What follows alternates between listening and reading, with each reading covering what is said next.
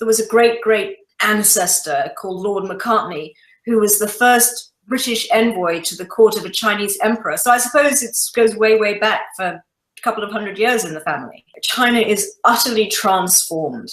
When I first went there as a privileged foreigner in the mid-1980s, if we heard that there were lemons that had come into the store, you would rush to the store to buy lemons because they were so hard to get.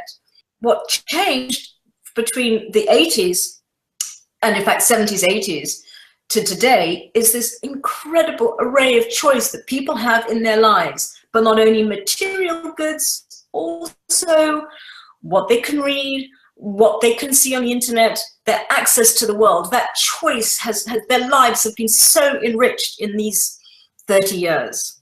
I think that Chinese people, as anybody, probably wants both those sets of freedoms, the freedom to have greater comforts in life, but also the freedom of expression. Do we set too much store by it? I think that increasingly the West, for want of a better word, other countries look less and less at human rights. And I speak as somebody who has friends who are serving very long jail sentences for what we would regard as violation of their human rights. It's depressing. I think not necessarily. This is the rise of China, just as you had the rise of the United States. So why are we so anxious about China rising and developing and turning into a great power? I think the issue is how we respond to China, how we deal with China. China is going to become a great nation, as it once was. China was the largest economy in the world until about 1820.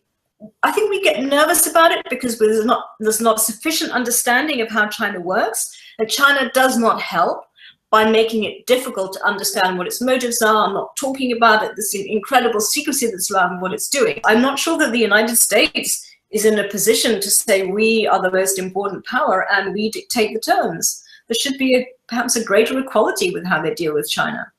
It is an enormous problem for them.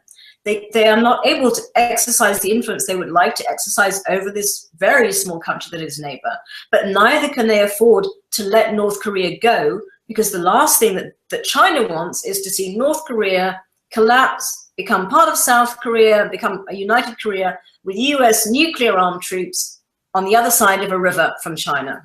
China has never seen a full Japanese apology for what happened in the Second World War, as the Germans have done. Japan, because it hasn't apologized, provides a very useful whipping post. Everything that you see happening in China today, politics, economics, dates back to that event.